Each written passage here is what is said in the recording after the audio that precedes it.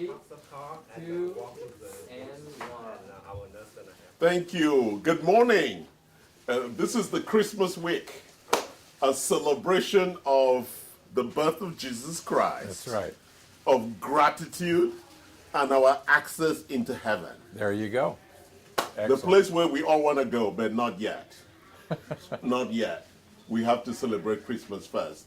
Dr. Johnson, Conversations with Dr. Johnson, thank you for joining us. Good morning. Dr. Johnson, we've been having a lot of fun before we went live. What's all that about? About you finding the spiciest black brother you lost all these years? Well, let's just leave it at that. The spicy Yeah. black brother? Yeah. All right. So today we're going to be talking about stem cells and your immune system. So why is stem cells, Dr. Johnson, such a controversial topic? Well, there are a lot of reasons for that.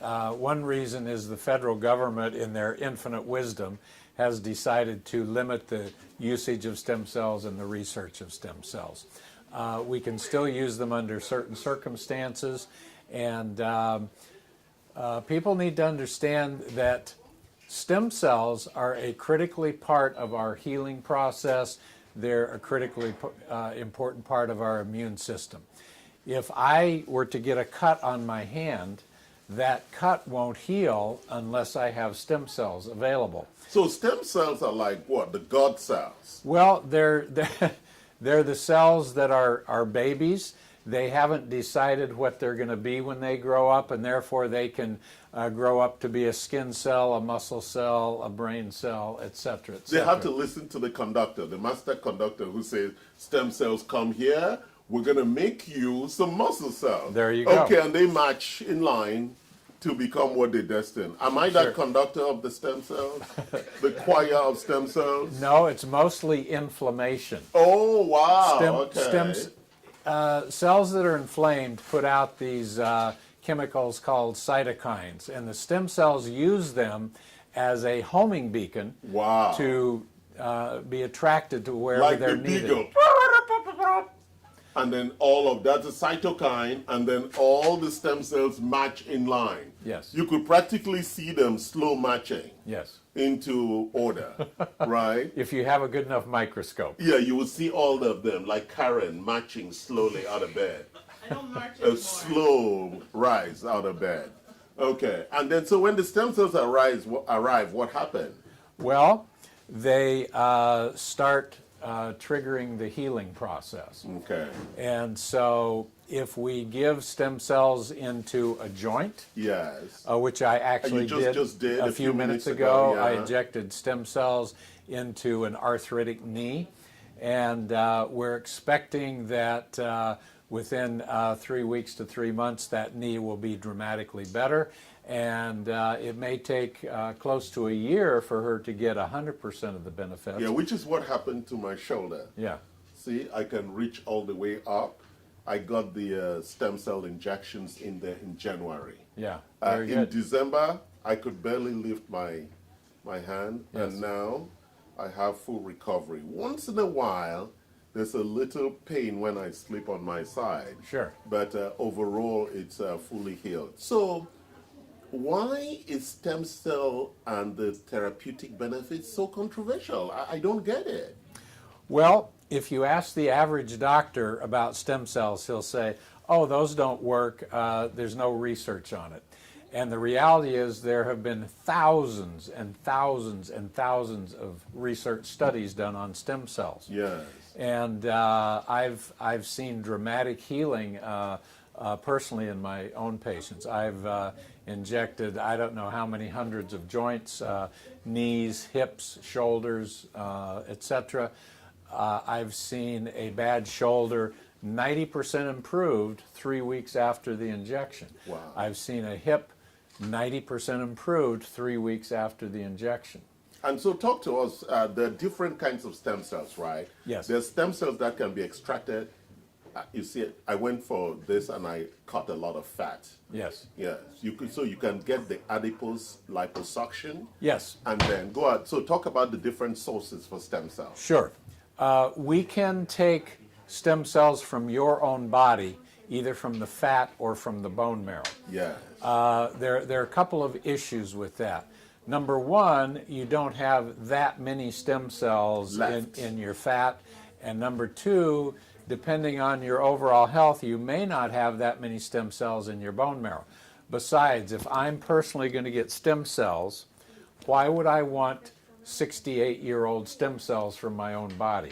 Okay. I want young, fresh, active, healthy, vibrant stem cells. That doesn't mean we're going to eat some young chicken, right, to get the stem cells. Well, I would certainly hope not. You know, in some cultures where they were carnivorous, perhaps that's why they ate babies.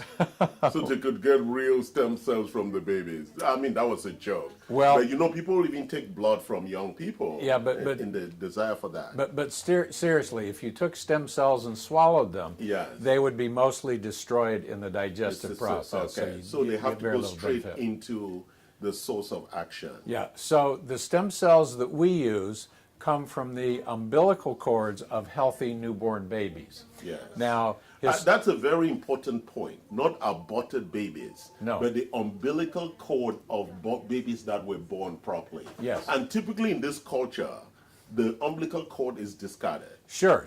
Historically, the baby is born, you cut the umbilical cord, you pull the placenta out, and all of that is thrown away. Yes. And so, But in Korea, they keep that as what they call cord blood.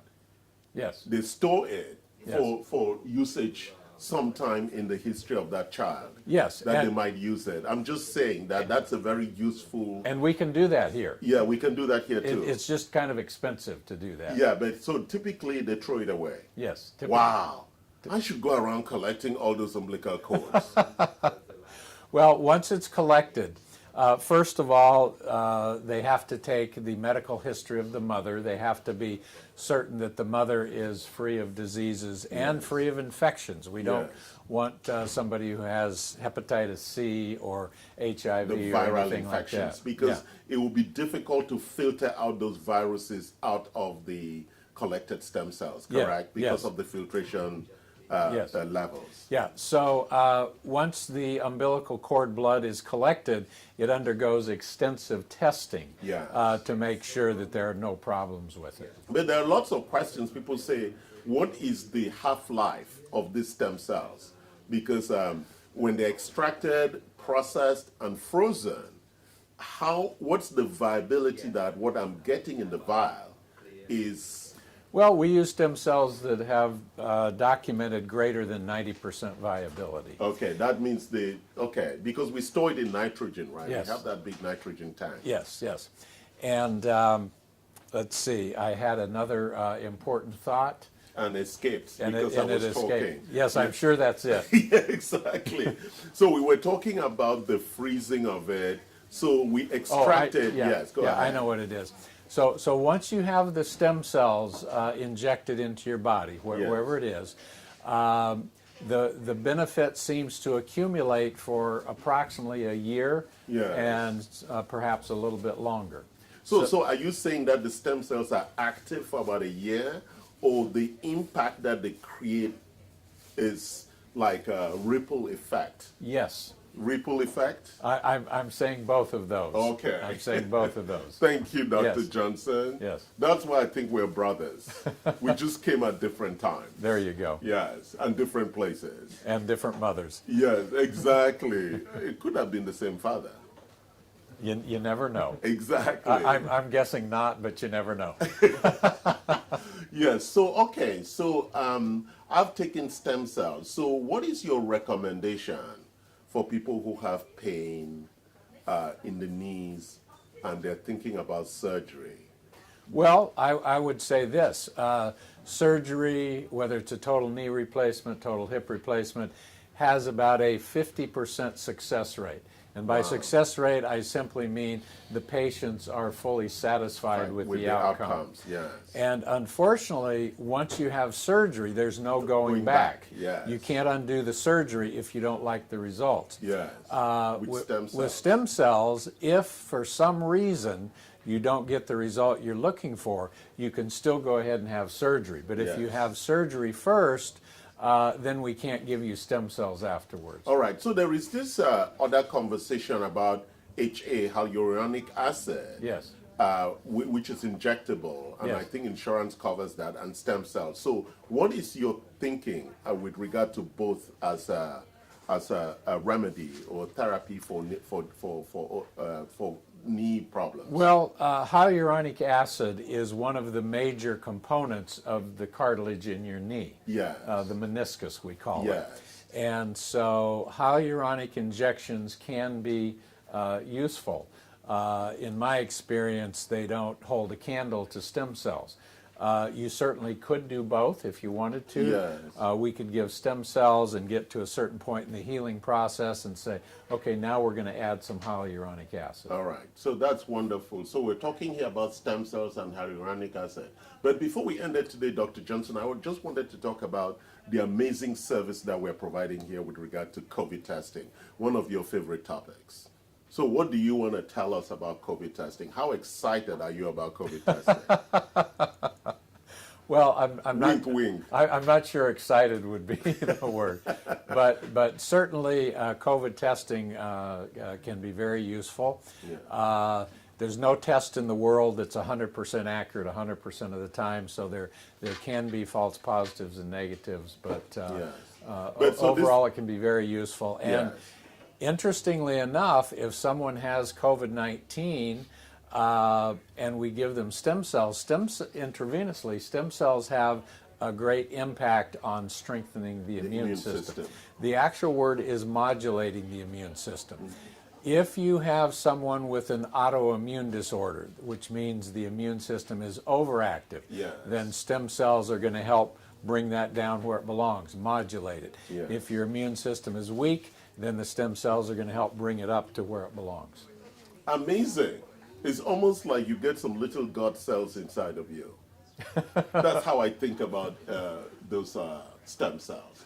And we want to get them, because stem cells that we use are coming from the umbilical cord, which are discarded after the baby is born.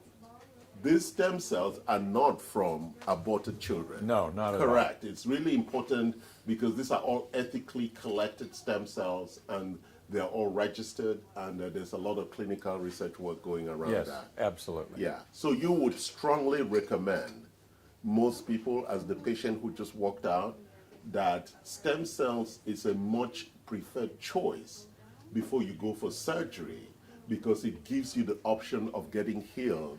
And Yes. at least you have that option before you go for the no return surgical option. Yes, absolutely. All right. So thank you for joining. It looks like we have questions about stem cells. Yeah, it was one question. It was a message. Yeah. She said that something about a stem cell being anti-aging also. Oh, well, sure. Anything that helps your immune system is anti-aging. Yes. Now, if we give them intravenously, and let's say you've got COPD, emphysema, your lungs are going to be chronically inflamed, and those stem cells are going to be attracted to that site. Yes. If you've got other areas of inflammation, the brain, stem cells will be attracted I to that wanted site. to be very specific. Stem cells are like the architectural components for repairing and Yes. regeneration. Yes. So when you're talking about potentially with lymphosema where the lung cells, the alveoli are compromised, Yes. that's where the stem cells will be attracted to rebuild that architecture. Yes, yes. So what we are finding out from the literature is that most people who are recovering from COVID have significant damage. They have inflammation throughout many parts of their body, especially the lungs. But So you think that stem cells is a good therapy post-recovery for COVID patients? yes, studies have shown that it's very effective. Okay. Yeah. Wonderful. Any other questions? If not, thank you very much once again for joining the amazing Chalcina and the unsurpassed Dr. Johnson Hey, I like it. as we celebrate Christmas and our we will be the ones who will be judging you as you enter the gates of heaven. And so make sure that you have the right ticket. Now, I believe Karen has another topic she wants us to mention briefly. Well, you know, Dr. Johnson will be going under our hair restoration process tomorrow. I didn't want to go there. So tomorrow's Oh, we can go there. Tomorrow's live will be on. I feel jealous and I'm seriously competitive. Well, just stop shaving your head and you'll have way more hair than No, I do. I'm wondering how good looking you're going to be. Then soon we'll be overwhelmed online with all these women wanting to marry my brother. Right. So looking forward, we don't have any conversations tomorrow because Dr. Johnson will be trying to look like me. So join us on Thursday post-operation. He'll be wearing a hat. And thank you. So our prayers for him to have a successful outcome tomorrow. And as we prepare for Christmas, come and get